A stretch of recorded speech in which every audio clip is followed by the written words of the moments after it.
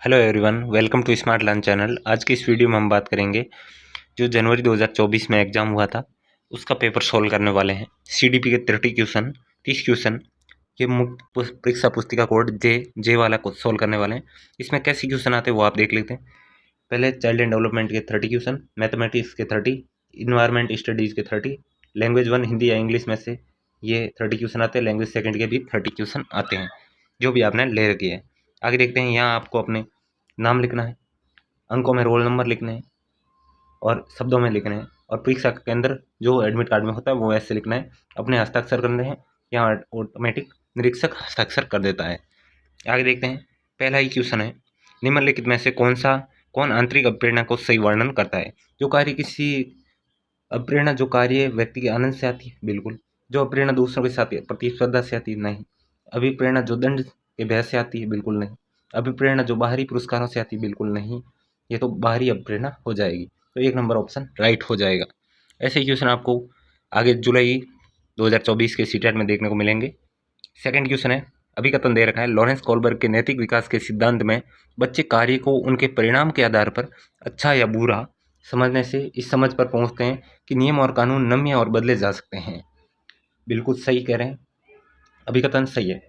कारण देखिए, Lawrence Kohlberg का तर्क है नैतिक विकास क्रमिक रूप से चरणों में होता है, बिल्कुल राइट है। एक ही वाक्य भी कर रहा है, तो 4 नंबर ऑप्शन हो जाए। ए और आर दोनों सत्य, आर एक ही वाक्य भी कर रहा है। आगे देखते हैं नेक्स्ट क्वेश्चन। वंचित वर्गों से संबंधित विद्यार्थियों के समावेशन के लिए पहचान आधारित रूढ़ियों को प्रमाणित व प्रोत्साहित किया जाना चाहिए। सामाजिक संबद्धता के आधार पर कक्षा में अलगाव करना चाहिए। समान क्षमताओं के आधार पर विद्यार्थियों के समूह को विभाजित करना चाहिए। समान समूहों के आधार पर नहीं, अलग अलग होता तो हो सकता है। विविध परंपराओं के प्रति जागरूकता, संवेदनशीलता को बढ़ावा देना, बिल्कुल राइट हो जाएगा। अलग अलग परंपराओं के प्रति जागरूकता, संवेदनशीलता को बढ़ावा देना पॉजिटिव आंसर है। ये बहुत ही अच्छा आंसर होगा सब में से, तो 4 नंबर ऑप्शन राइट हो जाएगा और ऑफिशियल आंसर की में यही माना गया है। आगे देखते हैं। अभिकथन है, शिक्षार्थी जो पहले से जानते हैं उनके आधार पर उनका ज्ञान का निर्माण करते हैं, बिल्कुल सही है। पहले आप जो जानते हो उसके आधार पर ही ज्ञान का निर्माण करते हो। कारण क्या थे, पैटर्न ढूंढना, पिछले ज्ञान के साथ जुड़ाव बनाने में शिक्षार्थी को जो जानकारी को सार्थक रूप में संसाधित करने में मदद मिलती है, बिल्कुल मिलती है। तो ए आर की व्याख्या भी कर रहा है, एक ही आर वाक्य दोनों ही सही है और एक ही आर वाक्य भी कर रहा है। 4 नंबर ऑप्शन राइट हो जाएगा 4 नंबर क्वेश्चन का। आगे देखते हैं 5 नंबर क्वेश्चन। विकास के किस पहलू में तर्क, चिंतन, समस्या समाधान की व्याख्या दे। आप किस फैक्टर से तर्क करते हो, चिंतन करते हो, समस्या समाधान दिमाग से। दिमाग कौन से में आता है, संज्ञानात्मक विकास में, तो 1 नंबर ऑप्शन राइट हो जाएगा। नैतिक विकास में नहीं आता है, गतिक विकास में भी नहीं। गतिक में आप जो भी कार्य कर रहे हो, दौड़ रहे हो, भाग रहे हो। सामाजिक विकास में समाज का होता है। आगे देखते हैं 6 नंबर क्वेश्चन।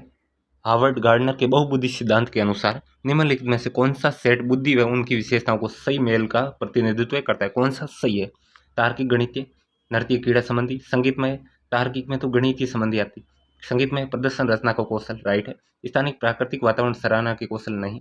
अंतः व्यक्ति दूसरों को समझने, उनके साथ संबंध स्थापित करने नहीं, अंतः व्यक्ति खुद की समझने के लिए होता है। तो 6 नंबर क्वेश्चन में राइट हो जाएगा 2 नंबर ऑप्शन, संगीत में प्रदर्शन और रचना के कौशल। आगे देखते हैं 7 नंबर क्वेश्चन। प्राथमिक कक्षाओं में भाषा का विकास किस प्रकार संसाधित होता है। जब औपचारिक भाषा के प्रयोग पर जोर देते हैं शिक्षक, उसे लागू करते हैं, नहीं। जब शिक्षक बच्चों की मातृभाषा की अवहेलना या अपेक्षा करते हैं। जब शिक्षक मूर्त वस्तुओं के बजाय संकेतों या प्रतीकों से शुरू करते हैं। जब शिक्षक अमूर्त उदाहरणों को संदर्भित करने के लिए ठोस उदाहरणों का प्रयोग करते हैं, तो इसका राइट आंसर हो जाएगा जब शिक्षक अमूर्त उदाहरणों को संदर्भित करने के लिए ठोस उदाहरणों का उपयोग करते हैं। आगे देखते हैं नेक्स्ट क्वेश्चन। जिन प्याजे के संज्ञानात्मक विकास के सिद्धांत के अनुसार निम्नलिखित में से कौन सी क्षमता मूर्त संक्रियात्मक सोच को पूर्व संक्रियात्मक सोच से अलग करती है। मूर्त संक्रियात्मक सोच से आपको अलग करती है, ऐसी देखनी है। पहला ऑप्शन विकेंद्रीकरण, बिल्कुल। परिकल्पित तार्किकता, ये दोनों में होती है। वस्तु स्थायित्व भी होता है, इंद्रियों का समन्वय भी होता है, तो 1 नंबर राइट हो जाएगा। विकेंद्रण अलग करता है दोनों अवस्था को। आगे देखते हैं 9 नंबर क्वेश्चन। निम्नलिखित में से कौन सा कथन समावेशी शिक्षा के बारे में सही नहीं है। ऐसे क्वेश्चन देखना नहीं वाले। समावेशी शिक्षा का अर्थ उन शिक्षा शास्त्र को अपनाना जो सभी विद्यार्थियों की आवश्यकताओं का समर्थन करता है, ये तो सही है, तो इसे गलत नहीं है। एक समावेशी कक्षा भाषा शैली को अंतर समायोजित करती है और सहयोग को बढ़ावा देती है। एक निश्चित पाठ्यचर्या एवं मानक मूल्यांकन के आसपास ही एक समावेशी कक्षा का केंद्र होता है। समावेशी शिक्षण का अर्थ ऐसे तरीकों से शिक्षण को जो बहिष्कृत न करे। तो इसका राइट आंसर हो जाएगा नहीं, गलत इसमें दे रखा है, निश्चित पाठ्यचर्या मानक मूल्य के आसपास ये समावेशी शिक्षा का केंद्र नहीं होता है। तो ये गलत ऑप्शन है, तो गलत ही पूछा था। 3 नंबर ऑप्शन राइट। अभी प्रेरणा के आरोपण सिद्धांत के अनुसार निम्नलिखित में से किसमें लगातार कोशिश व बेहतर प्रदर्शन की संभावना है? सफलता के लिए बाहरी आरोपण, असफलता के लिए आंतरिक आरोपण। असफलता और सफलता दोनों के लिए आंतरिक आरोपण, बिल्कुल सही लग रहा है। असफलता और आगे की ऑप्शन भी पढ़ने हैं। असफलता सफलता दोनों के लिए बाहरी आरोपण, सफलता के लिए आंतरिक आरोपण, असफलता के लिए बाहरी आरोपण। इसका बिल्कुल राइट हो जाएगा, असफलता और सफलता दोनों के लिए आंतरिक आरोपण ही होना चाहिए, जिससे बेहतर प्रदर्शन की संभावना रहती है।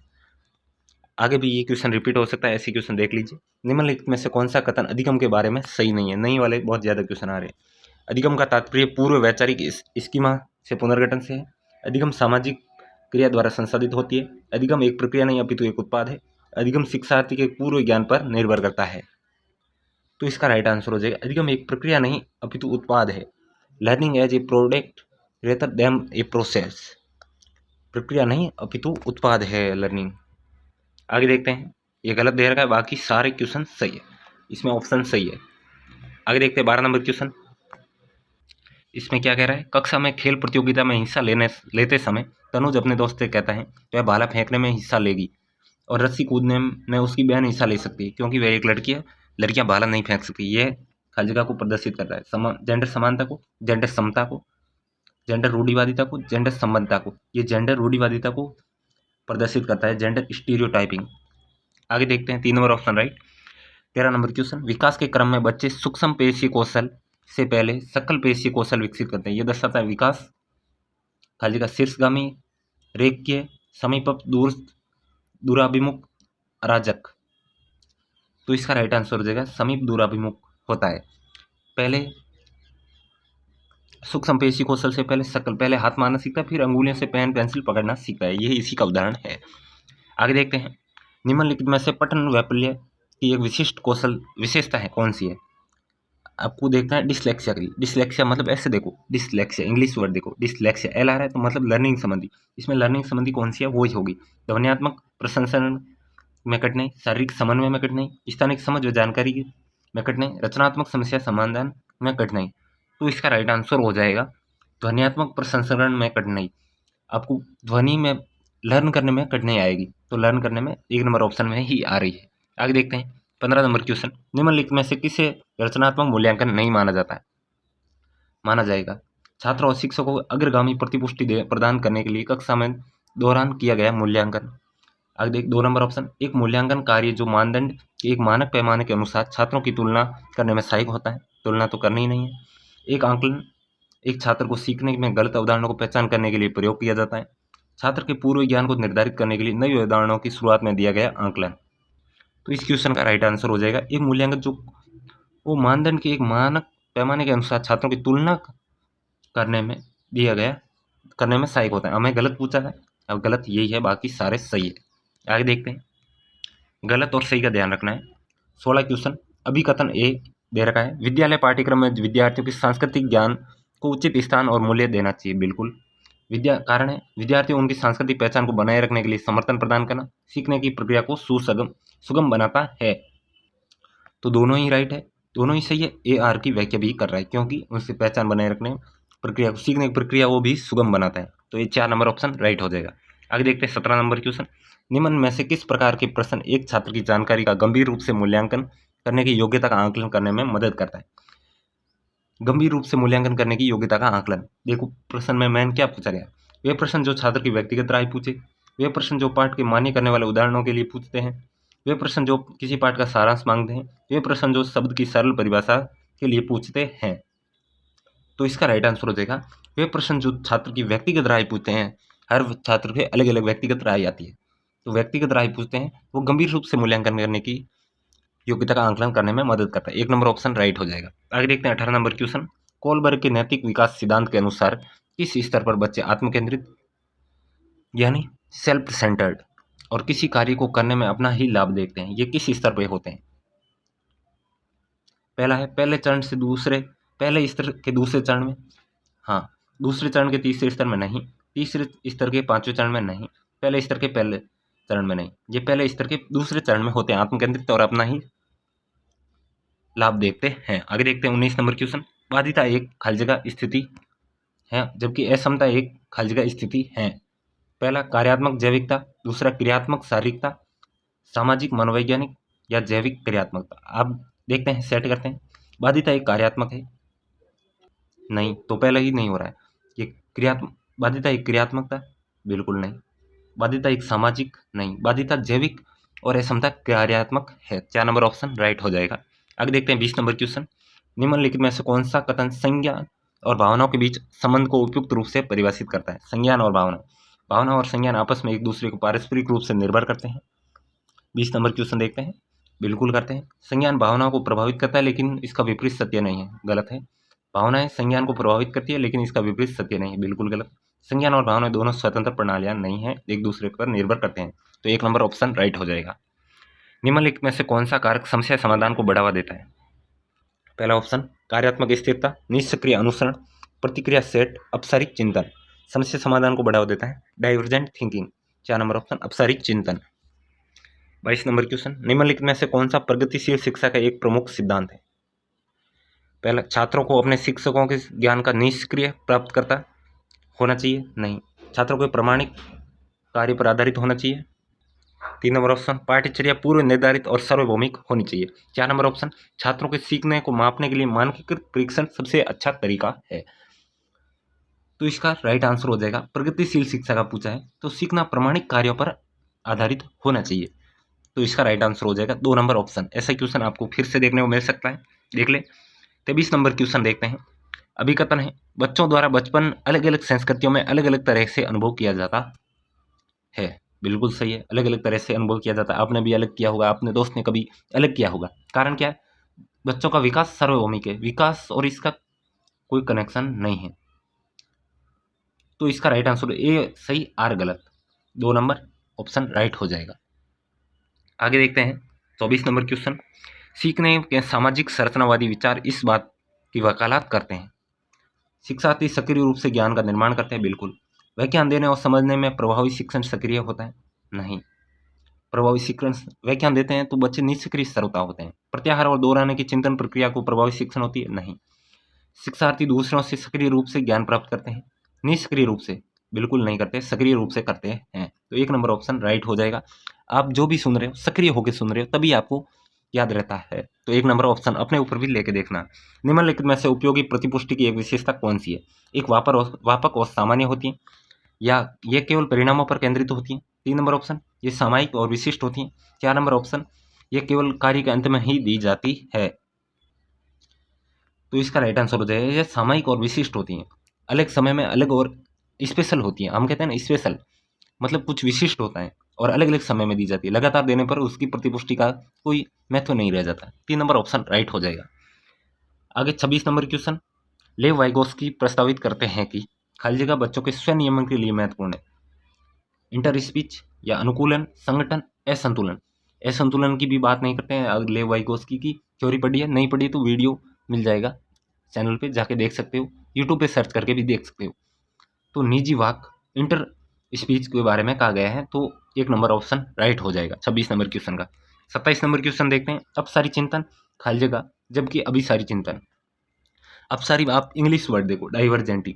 डाइवर्जेंट मतलब अलग अलग तरह के सोचना। तो इसमें ऐसा क्वेश्चन सोचो जो अलग अलग, देखो एक ही समाधान पर स्थित होता है। कॉन्वर्जेंट थिंकिंग मतलब एक ही समाधान, तो ये तो पहला तो गलत हो गया। अपसारी चिंतन गणितीय क्षमताओं को बढ़ावा देता है और अभिसारी मौखिक क्षमताओं को बढ़ावा देता है, नहीं। मौखिक क्षमताओं को बढ़ावा देता है अपसारी, गणितीय क्षमताओं को।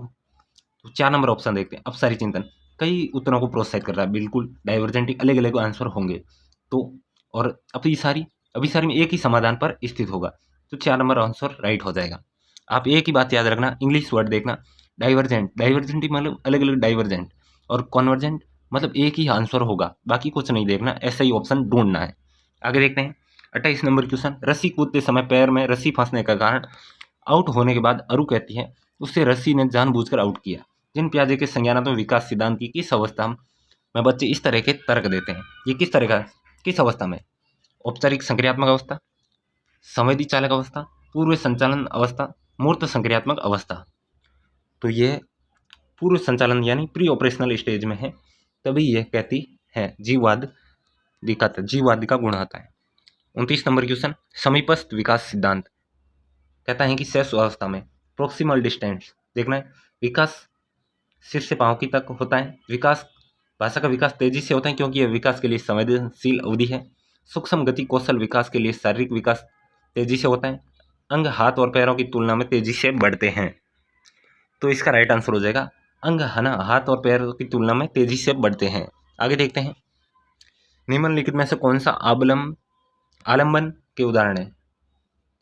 स्कोप फोल्डिंग यानी टेम्परेरी मदद के, बोलकर सोचो, संकेत इशारे, प्रश्न, आधा हल किया हुआ उदाहरण, रटकर दोहराना। तो इसमें बोलकर सोचो बिल्कुल आता है, उदाहरण ए और बी भी होगा, संकेत और इशारे, स्कोप फोल्डिंग टेम्परेरी मदद होगी, प्रश्न भी हो गया, आधा हल किया हुआ उदाहरण भी हो गया, रटकर दोहराओ नहीं है। तो इसका राइट आंसर हो जाएगा ए बी सी डी, यानी 2 नंबर ऑप्शन राइट हो जाएगा। अब देख सकते हो 2 नंबर ऑप्शन राइट। ये थे 30 क्वेश्चन। आगे देखेंगे मैथ का नेक्स्ट वीडियो में। और वीडियो पसंद आया तो स्मार्ट लर्न चैनल को सब्सक्राइब कर देना। ये वीडियो आपके बहुत हेल्पफुल रहेगा जुलाई 2024 में जो सीटेट का एग्ज़ाम होने वाला है। वीडियो पसंद, लाइक, शेयर, सब्सक्राइब, अपने दोस्तों को शेयर कर दें। अगर टेलीग्राम चैनल पर आपको नोट्स मिल जाएंगे, ये पेपर भी मिल जाएगा, तो टेलीग्राम